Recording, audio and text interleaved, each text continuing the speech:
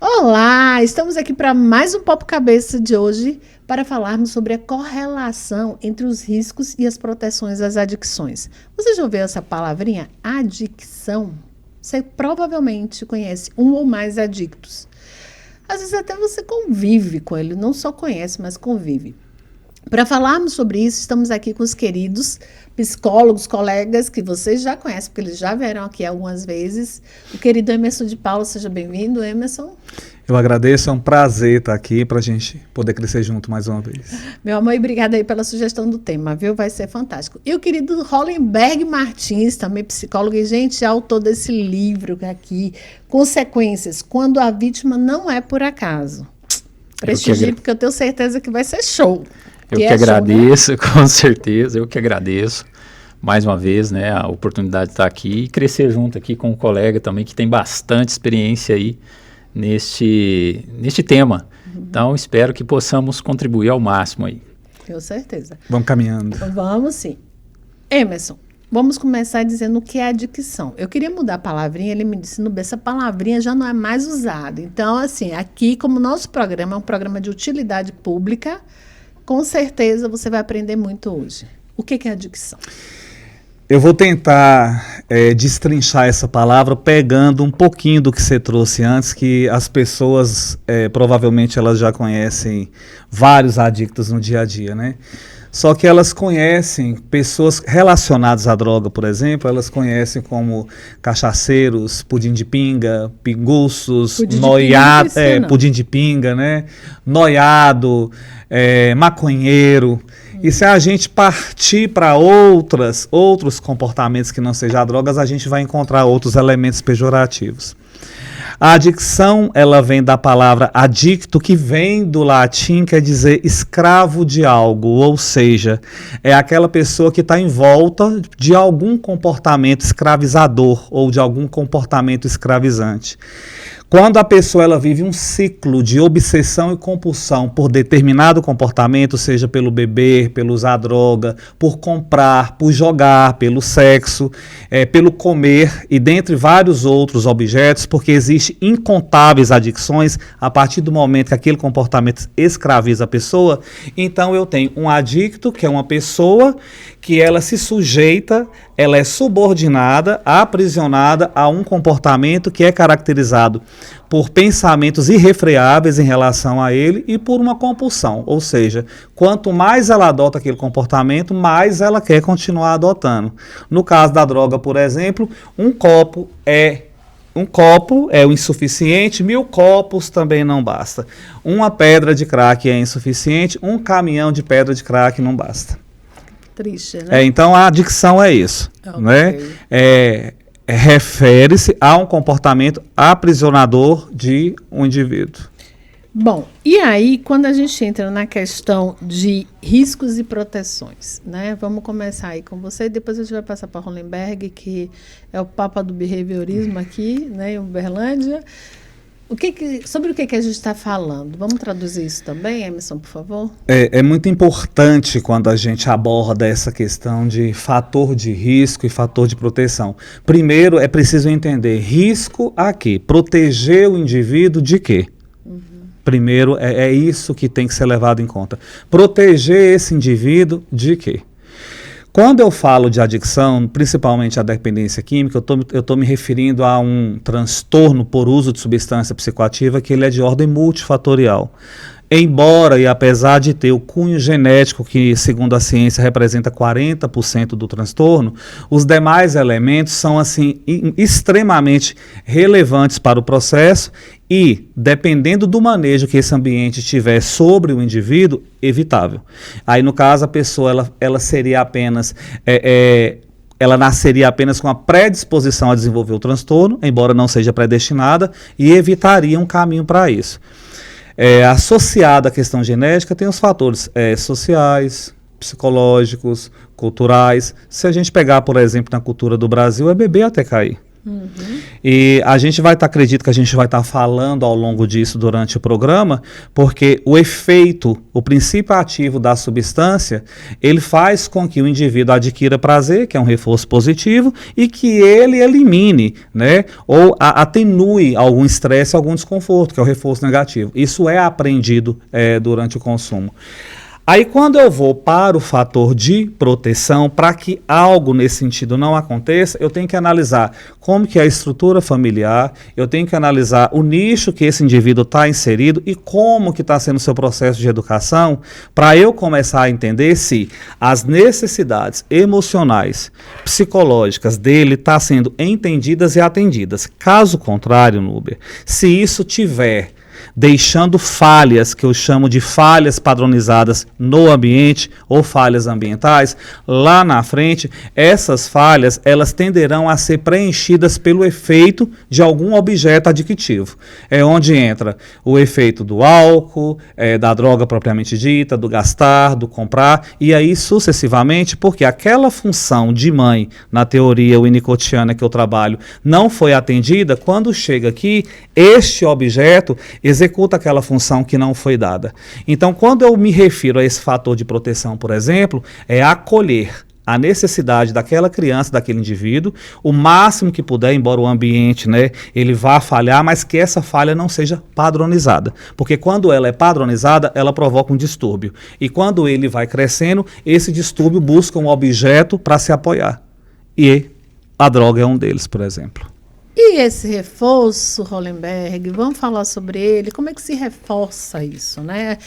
O nosso querido Emerson aqui já trouxe, mas como é que o behaviorismo entende isso? Gente, behaviorismo é o estudo do comportamento, né? O comportamentalismo. Aí o Hollenberg vai destrinchar aqui para a gente. Isso, o Emerson já fez uma belíssima contribuição aí, inclusive de um fator muito importante que já deve estar ficando um alerta para quem está nos assistindo, né? Que é a questão de, quando a pessoa às vezes acaba fazendo uso recreativo, mas eu uso recreativamente isso há tanto tempo, portanto meu amigo também agora vai usar, e ele acaba recaindo, estabelecendo ali um uso compulsório muito maior, mais rápido do que aquela pessoa que está há tantos anos fazendo uso recreativo. O que isso acaba revelando? Exatamente isso que o Emerson acabou esclarecendo aqui.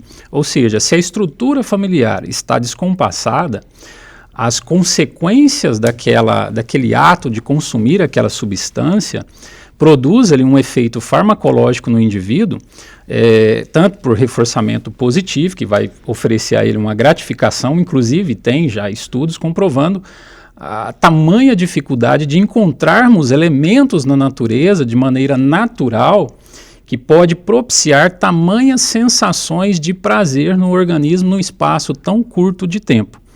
E também tem a questão da anestesia, né, que é você se livrar de uma angústia, você passa por fatores, às vezes até no âmbito familiar, conflitos com intrafamiliar, com pai, mãe, dificuldade de se comunicar um com o outro, a droga acaba estabelecendo ali uma comunicação viável para que ele realmente recaia mais uma vez, e aquilo que era recreativo passa a se tornar um álibi para que a pessoa realmente fique anestesiada por mais tempo, e aí é onde a coisa vai se estabelecer, esse nome aí de adicção, né?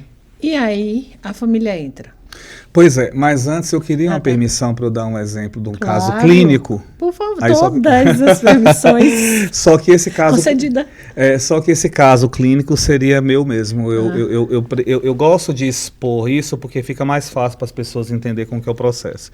Então, eu sou filho de um alcoolista que morreu aos 34 anos em virtude de decorrências do álcool, certo? A minha mãe sempre foi uma mulher muito guerreira, trabalhadeira, mas ela ficava muitas das vezes de manhã, tarde e noite fora de casa porque ela era professora, então ela trabalhava os 3 turnos para dar conta da família. E eu ficava muito na mão de empregada, quando não ficava muito na mão da família, então não tinha uma referência, né, de ambiente educador. No entanto, na minha casa, minha mãe sempre teve preocupação com a comida. E ela nunca preocupava com a casa em si. E a casa era horrível. E eu fui crescendo e eu morria de vergonha de levar meus colegas lá em casa, porque não investia em imóveis nem nada. E além de ficar com vergonha, para mim aquilo ali era muito frustrante. E eu fugia de algumas relações no período da escola para não ter que encarar essa realidade. E com o passar do tempo, esse ser humano vai descobrindo que ele tinha uma inclinação homossexual, não conseguia aceitar esse processo, e eu vivia num processo interno de dor, de sofrimento muito grande.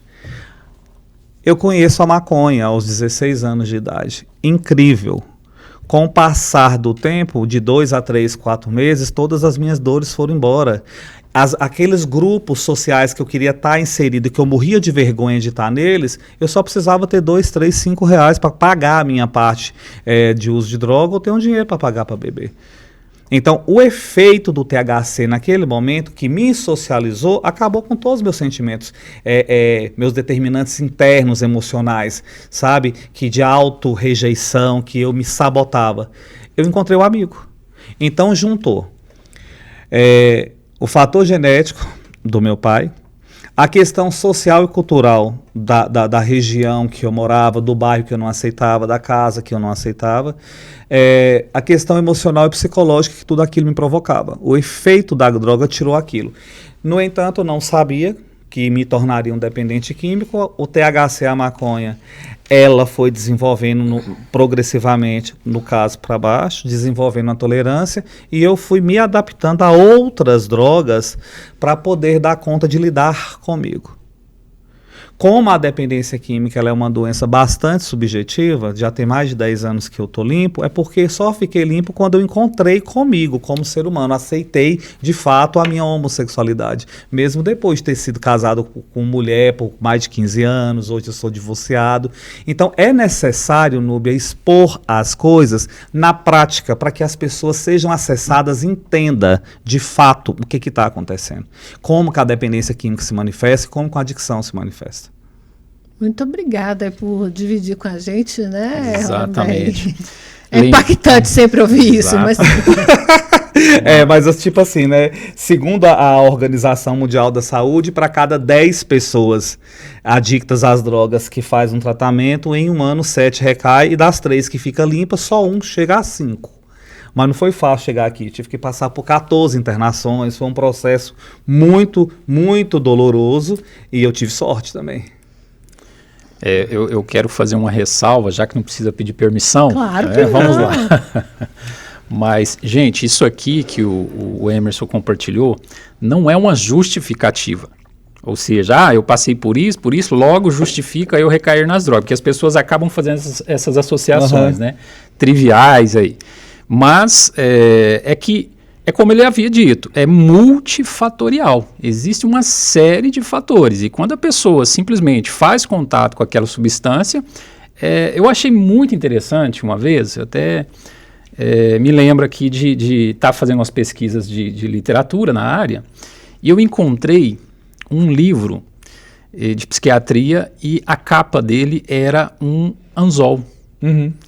E eu achei fantástico aquela imagem, porque ela mostra e representa tão profundamente essa questão da adicção que a pessoa vai experimentando, mas se você nunca teve um anzol em mãos, depois que ele passa aquela fisga, meu amigo, é muito difícil você puxar, tirar ele de volta. Tem uma coisa que eu aprecio muito no discurso de Viktor Frankl, quando ele desenvolve a logoterapia, que ele coloca o seguinte: a pessoa, se ela não tiver um sentido na vida, ela não vai mudar de comportamento, ela não vai adotar uma postura diferente diante da vida, né? Engraçado que Freud já fala de outra forma. Freud já diz o seguinte: se a dor da mudança, no contexto que ele fala, né? Se a dor da mudança ela não for menor do que a dor que você está sentindo, a pessoa também não muda. Né? Peraí, agora você fica aí, porque nós vamos para o intervalinho e a gente volta já, porque o nosso papo é cabeça.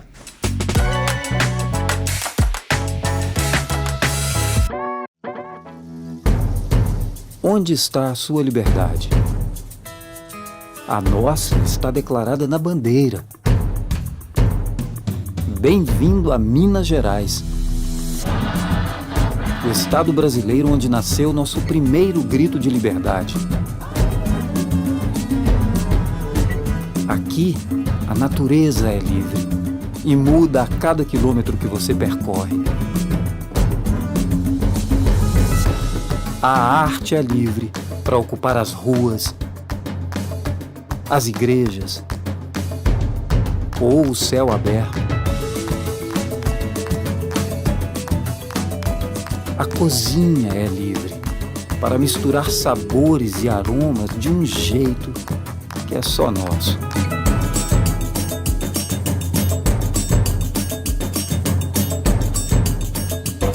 E você? Você é livre para escolher seu caminho, descobrir rotas que vão mudar para sempre seu olhar, conhecer pessoas que vão ficar para sempre em seu coração e viver experiências absolutamente libertadoras. A liberdade mora em Minas. Conheça, encontre a sua e compartilhe.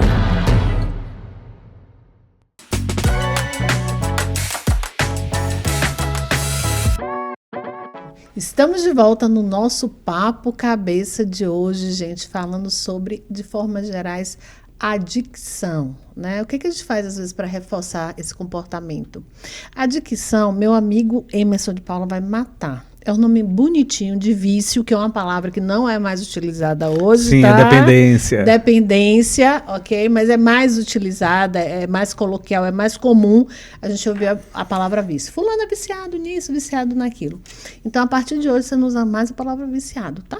Você fala adicto. Emerson, vamos voltar lá que você estava falando sobre o Vitor Frankl, a questão de ter um propósito e vocês, um sentido, desculpa, é que a gente fala tanto de propósito hoje, um sentido para a vida, e você estava trazendo a visão de Freud sobre isso, né? Sim, e aí eu complemento com a frase de Nietzsche, que eu uso muito no meu trabalho, quando ele diz assim, quem tem um porquê pode suportar quase qualquer como, ou seja, quem tem um motivo, uma razão, uma causa, pode suportar quase qualquer coisa para acontecer isso. E se a gente prestar atenção, por exemplo, você vê muito adicto que ele tem uma estrutura bacana, ainda tem, trabalha, tem bens, tem família. E por que não muda esse comportamento? A gente questiona. Ele não encontrou um sentido na vida. Aquilo que você vê e às vezes julga, fala, o cara tem tudo isso e ainda usa droga, ainda tem um comportamento adictivo de comer, de jogar, tá na moda agora, né? A adicção nova agora é a adicção da tela com o jogo. Sim. Isso que você aponta para ele é o que te faria bem, é o que te faria feliz. Só que não basta, não é o suficiente. Aí é o maior desafio a ser trabalhado num processo psicoterapêutico para que ele encontre um sentido na vida. Deixa eu contribuir com isso aí, gente. Claro. A gente tem que ter cuidado, porque a gente mede muitas pessoas pelas nossas réguas. Eu uso muito isso nas minhas sessões com meus pacientes. Porque fulano faz isso? Tá, essa é a régua dele. É como ele entende que a vida é legal. Tá? E a gente não pode fazer nada com relação a isso. O máximo que a gente pode alertar é mandar para terapia, tá? Na terapia a gente resolve muita coisa. Só para concluir minha fala aqui, eu acredito que vocês percebem também, porque assim, a gente tem falado muito de adicções ilícitas, né? Que a nível do território nacional que a gente vive, pela jurisdição, ela não é legalizada, mas a gente tem as adicções legalizadas que elas matam as emoções das pessoas de forma bem devagar e às nossas vistas e a gente não percebe. Que, por exemplo, é a adicção do gastar, é a adicção do comer, do alimentar, é a adicção à internet, é a adicção ao sexo, a adicção aos jogos, porque como são objetos permissivos, está no dia a dia, então a sociedade, até mesmo quem está dentro de casa, muitas das vezes nem percebe, diz assim, para de gula. Não, ela não está com gula, ela está doente. Esse transtorno alimentar que ela está apresentando, por exemplo, essa compulsão alimentar, está respondendo algo dela. Ou seja, lá está faltando algo que esse objeto adictivo preenche. E normalmente a nossa clínica chega a muitas adicções permissivas. Porque as adicções ilícitas, como o álcool e a droga, por exemplo, normalmente eles não buscam ajuda pela gravidade do quadro. Muitas das vezes são internados, quando sai de uma internação não dá sequência ao tratamento e é mais difícil pedir esse auxílio psicoterápico. E como é que a gente entra, Hollenberg, nessa vamos interditar isso aí, né? Como é que a gente para com isso? Hoje nós vimos muito a questão já foi outro tema nosso aqui, do reforço livre, né? Isso. Mas é por isso que você está aqui, porque, olha, gente, tudo a ver. O Emerson, só para lembrar, o Emerson já veio aqui e falou, ele já tinha contado a história dele, mas cada vez que ele conta, ele traz um detalhe diferente, é importante salientar. Então, não deixe de assistir os nossos programas anteriores, porque tem muita coisa legal, muita coisa, muita informação. E o Hollenberg veio para falar de reforço legal. Eu tenho usado muito o nosso programa, tá? Em especial tudo aquilo que você traz para a gente, para trabalhar os meus pacientes, porque a gente faz isso muito em casa, né? A gente reforça com os amigos, os filhos, os parentes, e a gente vai reforçando comportamentos que não são legais, tá? Sim. Só para deixar claro que vocês estavam aqui em programas anteriores. Mas desculpa, Hollenberg, vamos lá. Tem uma questão dentro da teoria que é a questão da contiguidade, ou seja, a relação proximal entre a ocorrência de um comportamento e uma consequência que sucede ele. Em grande maioria das vezes, as famílias passam por cima de comportamentos que o jovem pode estar emitindo. Isso começa na infância, na criança. E simplesmente acabam assumindo uma conduta um tanto quanto leniente. O filho emitiu um comportamento considerado indesejado, e o pai chega com aquele videogame de última geração. Então, o filho às vezes não está indo bem na escola, mas tem uma internet de 1 tera no seu quarto, tem ar-condicionado, a ajudante está esperando ele para o almoço, mas as aulas dele estão na nuvem, ele tem um cartão de crédito da família para ele passear, ele descola até o carro do pai no fim de semana para ele dar um rolê com os amigos.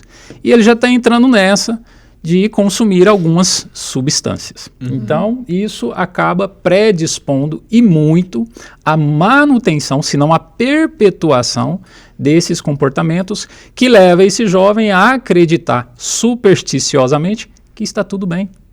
Que está tudo bem.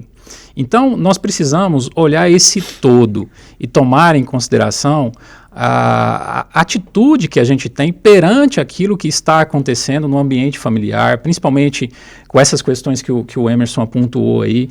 Às vezes, os pais, a família, vão adjetivar os filhos. Você é preguiçoso. Às vezes pode estar com um quadro depressivo instalado ali. Ele até estigma, né? Autoestigma. Exatamente. Você é muito medroso.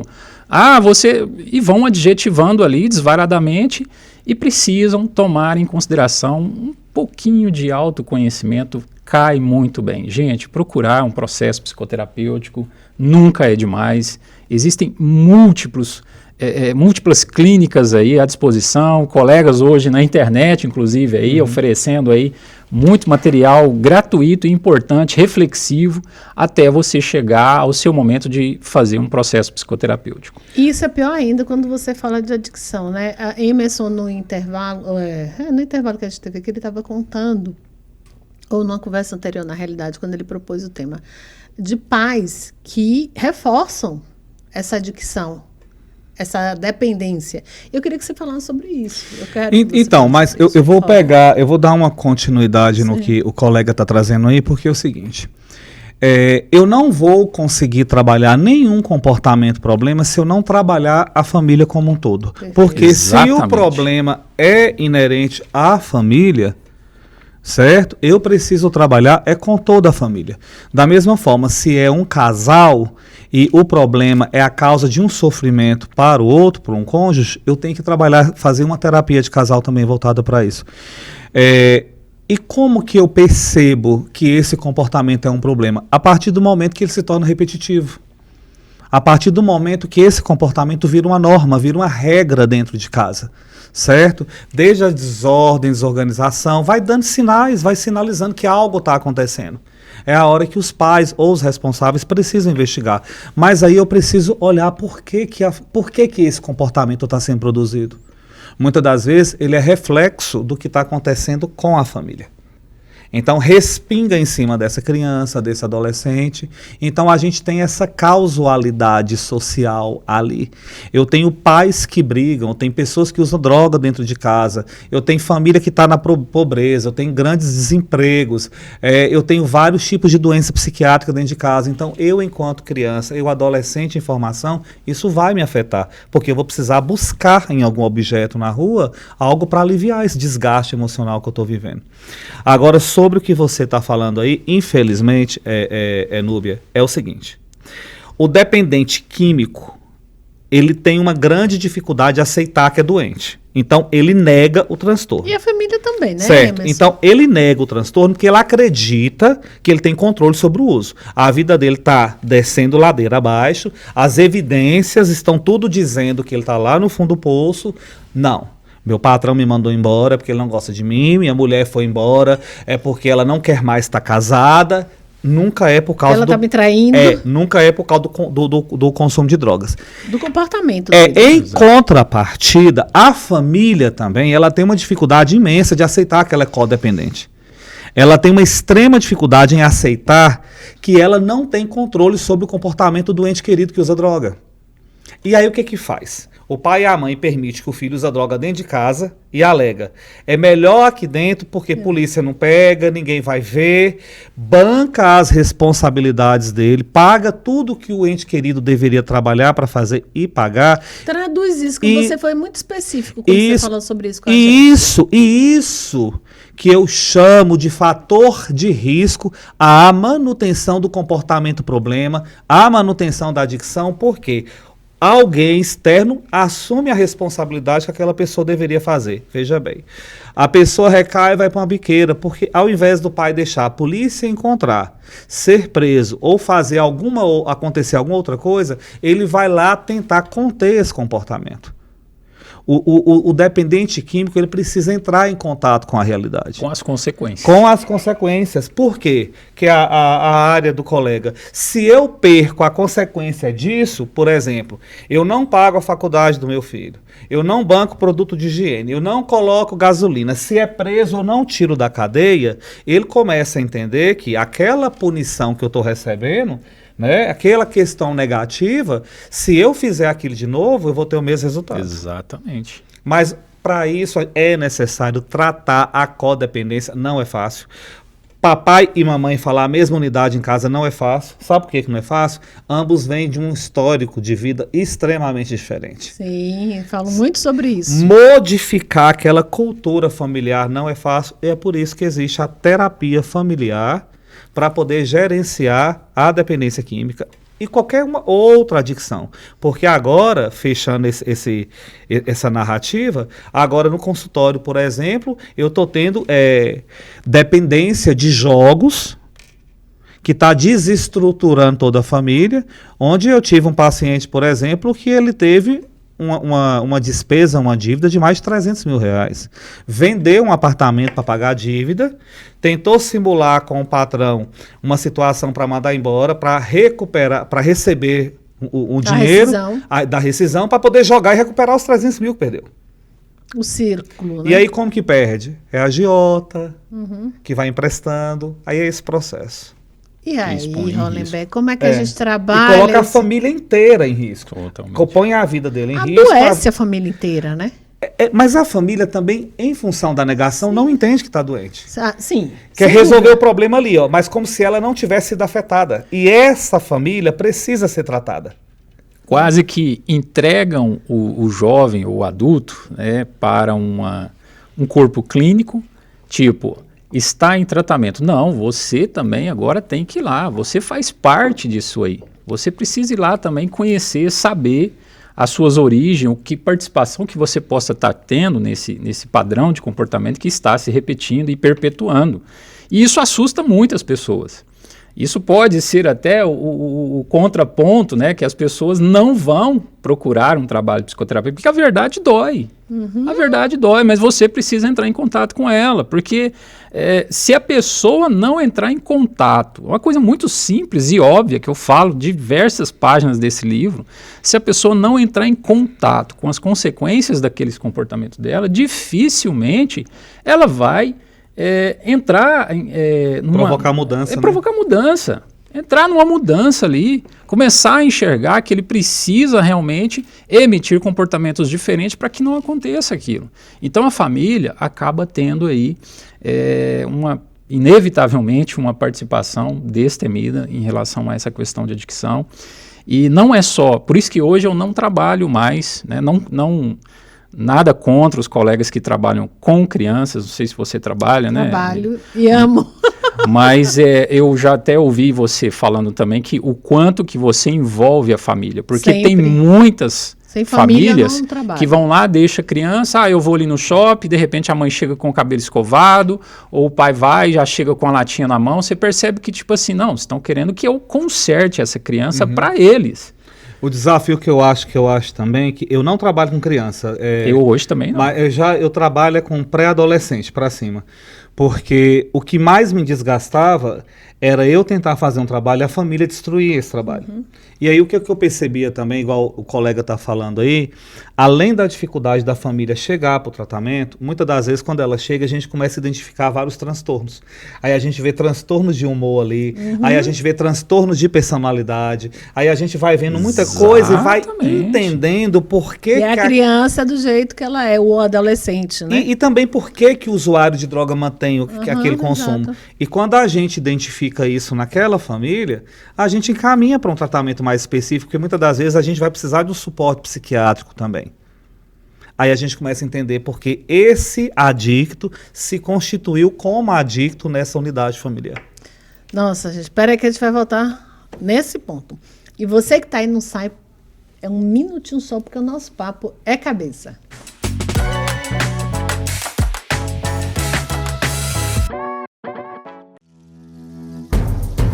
Onde está a sua liberdade? A nossa está declarada na bandeira. Bem-vindo a Minas Gerais, o estado brasileiro onde nasceu nosso primeiro grito de liberdade. Aqui, a natureza é livre e muda a cada quilômetro que você percorre. A arte é livre para ocupar as ruas, as igrejas ou o céu aberto. A cozinha é livre para misturar sabores e aromas de um jeito que é só nosso.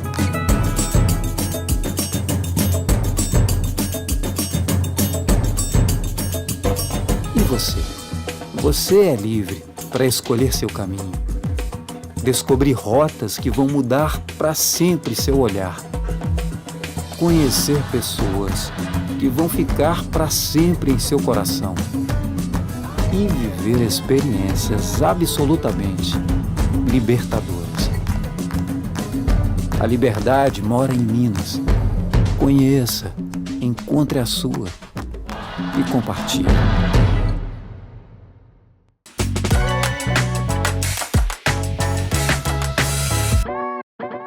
Estamos de volta no nosso Papo Cabeça hoje, correlacionando os fatores de riscos e de proteção às adicções. Gente, a adicção é uma doença, ponto. Sim. A gente não vai discutir isso, a gente não vai ficar aqui filosofando. E é importante que as pessoas entendam, porque como a Emerson falou no início, não é descaração, não é falta de vergonha na cara, não é porque o cara acordou e disse assim, a partir de hoje eu vou ser adicto. É porque ele está doente. O cara, quando eu falo a pessoa, tá?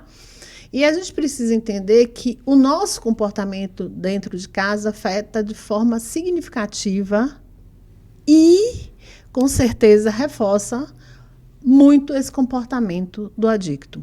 E aí eu queria voltar com você, Hollenberg, tá? Porque você fala, né?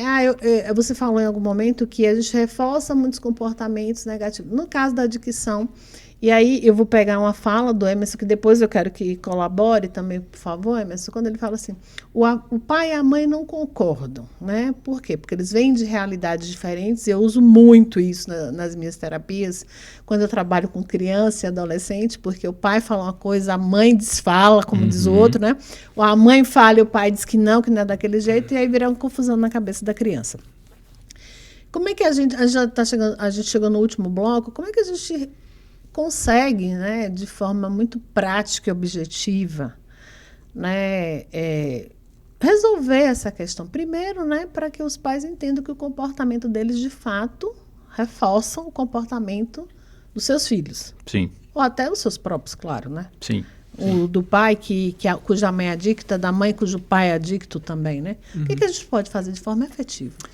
Eu tento pensar em várias coisas, mas a primeira que me vem à cabeça é esses pais procurar, de fato, um processo psicoterapêutico. Buscar uma ajuda que realmente possa levar... Gente, exatamente. é psicoterapêutico, é com psicólogo, Isso. psiquiatra. Exatamente. Okay? Porque só assim eles poderão ser questionados sistematicamente a ponto deles conhecerem que função está tendo aqueles comportamentos dele.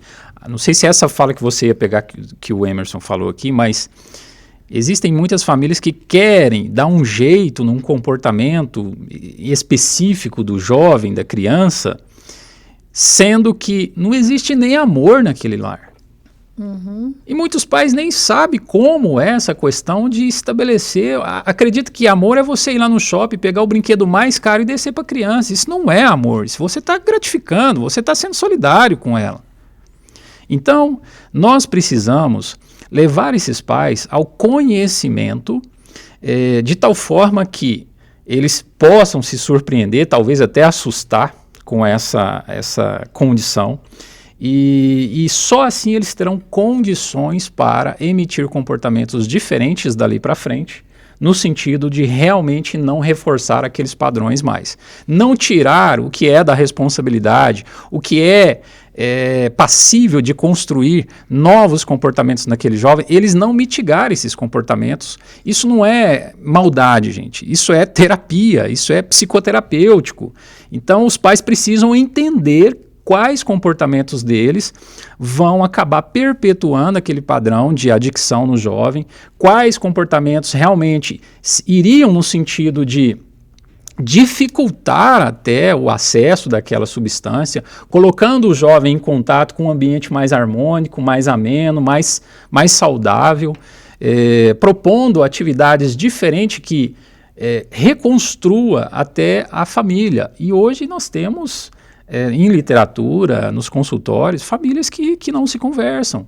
Um filho está num cômodo de uma casa, o pai está no outro, a mãe está na outra, o cachorro está no outro. Não se comunicam. Se comunicam o dia que tem um evento, um jantar, um almoço em família, e que tem o quê? E olha lá, se não tiver todo mundo com o celularzinho na mão, né? Exatamente. Às vezes hoje não é difícil de depararmos com um pai, às vezes que vai brigar com o tempo que o jovem está destinando a um videogame, mas o pai está com um cigarro na mão, uma latinha na mão. Está na frente da televisão assistindo o 25º jogo de futebol naquele canal que só tem jogo de futebol. Você me fez lembrar uma menina de 12 anos, ela...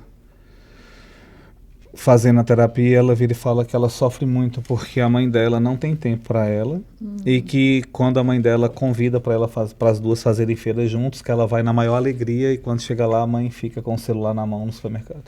Não, gente. Então, assim, é isso que eu chamo de falha no ambiente. Você não acolhe, você não deixa a pessoa se sentir o quê?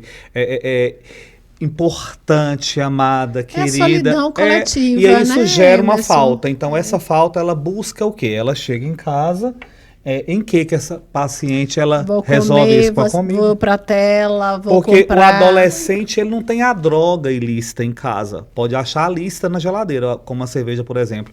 Mas a comida está acessível, a internet está acessível. Então, a família não consegue entender e atender a necessidade dessa criança, do adolescente. Então, a comida e o jogo faz a função dela. E aí a gente desenvolve uma adicção. E o problema é que essa adicção, ela sempre carrega outro transtorno junto. Aí a ansiedade vem junto, a depressão vem junto. Quando ela chega na idade adulta, começa a desenvolver um transtorno de personalidade. Aí os pais perguntam, onde foi que eu errei? No celular, viu, gente? Procura lá no celular que você vai ver onde é que você errou. Não precisa fazer nada, é só você olhar.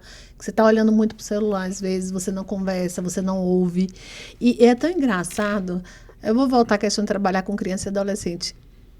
quando eu converso com os meus meninos e as minhas meninas, porque são meus também, tá? Papai e mamãe são meus, vocês me deram para cuidar, eu cuido, então eles se tornaram meus, sou apaixonada. Eu percebo que é tão fluido, porque a gente conversa assim, tipo, de igual para igual, aquela coisa do, olha, ela tá me ouvindo. Uhum. E uma coisa que uma paciente minha me disse foi o seguinte, Tia Núbia, eu achei tão legal que você não escreve enquanto eu falo, você presta atenção em mim. É uma coisa tão bobinha, porque de fato, enquanto eu tô Uma fala dessa revela muito de como ela está vivendo. Uhum. Né?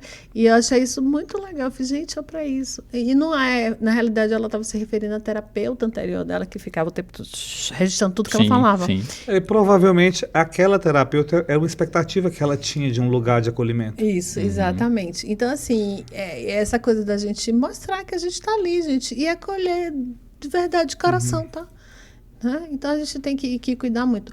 Mas eu queria voltar para a questão do reforço, né, Emerson? Você é uma pessoa que tem muita experiência com pessoas adictas, você visita constantemente a Cracolândia. Ele faz um trabalho, né? Também. Sou né? Que é o mais importante. Lugar de fala. E eu queria até que você esclarecesse, porque as pessoas vão dizer, nossa, podem pensar na realidade, né? Nossa, ele é adicto, ele tá... Sim, gente. Uma vez adicto, sempre adicto. E eu queria que você traduzisse essa minha... Porque assim, a dependência química, a adicção às drogas é uma doença incurável, então ela precisa ser olhada com viés de sentinela. Eu falo, não é só por hoje, eu falo, é 1 segundo de cada vez. É o agora, 1 segundo de cada vez. Então eu passo por um processo de terapia há 13 anos. Há 13 anos eu faço terapia, inclusive hoje eu fiz, 8 horas da manhã. Um beijo para a Luana, que eu aprecio bastante, minha psicóloga. Eu faço acompanhamento psiquiátrico, tenho a medicação que eu tomo também para me auxiliar no processo da impulsividade, da minha ansiedade. Como eu disse, a dependência química ela não vem sozinha, tem algum transtorno. Eu até falo, felizmente a minha é só ansiedade, porque poderia ser várias outras coisas, complicaria meu processo. Então é um caso de vigilância, isso é diário. Se eu vacilar, porque nem sempre eu tenho controle das minhas emoções, nem sempre. E a raiva e a frustração encabeçam 80% das recaídas. Então, como eu já recaí 14 vezes depois de internações, eu aprendi e venho aprendendo um dia de cada vez a lidar com estas emoções. Então, é por isso que eu vivo pautado num projeto de vida. Eu mudei meu estilo de vida, que é trabalhar, que é estudar, atividade física, cuidar dos meus animais, ser responsável na minha relação afetiva, não trair, que tudo isso é importante, porque vai me gerar, a traição gera vários sentimentos horríveis, e se a pessoa não der conta, ela vai recair para lidar com aqueles sentimentos, e esse é o ABC. Agora, quando eu falo isso, falando com você, eu estou pensando, porque agora no final do ano, eu estou indo para a Cracolândia lá em São Paulo de novo, fechar a pesquisa desse ano. A grande maioria das pessoas estão lá não é apenas para usar droga, não é, colega, apenas para usar drogas. Lá é um lugar de pertencimento. Você é acolhido lá, tem né? Troca. Eles se respeitam, eles brincam, eles riem, eles abraçam. Lá eles encontram o que não tem em casa. E é diferente do que a população pensa. A grande maioria das pessoas que estão lá, que é de São Paulo, porque São Paulo tem mais de 20 milhões de habitantes. Quem está na Cracolândia não chega a 1.500. É uma população ínfima em relação à questão mesmo de São Paulo. Mais de 70% deles têm família em São Paulo, eles vão em casa. Eles vão em casa e voltam para lá porque eles poderiam usar droga na casa deles. No entanto, o acesso é mais fácil, é mais disponível. Porém, o afeto que a Cracolândia oferece para eles é o que a família não dá. Por isso que não quer voltar para casa. Aí associa, né, o fato das ONGs dar o almoço todo dia, meio-dia. Eles não têm café da manhã, mas tem o almoço todo dia, meio-dia. Tem a janta todo dia às 18 horas. Tem a assistência social que programa, por exemplo, quem não tem família quer ir para albergue, quer ir para abrigo, quem é de fora quer voltar para casa. A equipe de saúde é tão interessante que a equipe de saúde tem uma relação de que, por exemplo, quem é soro positivo, que eles levam a medicação e administram diariamente. o coquetel, a medicação deles. Então, ali é uma comunidade que funciona. Não é só uso de drogas. Não aí é claro, como a aí, gente acha, não, né? não. Aí é claro que tem aquelas questões negativas, assim, não tem roubo na região da Cracolândia, tem fora da Cracolândia. Mas a grande maioria deles angaria dinheiro na rua, é como pedinte, é prostituindo, é vendendo bala, é fazendo isso. É claro que tem uns que roubam também. Mas rouba não é só lá, rouba aqui também. Para usar droga, entende? Então não é bem do jeito que a mídia pinta, não. E eu falo com propriedade que eu já fui lá mais de 8 vezes fazer minha pesquisa.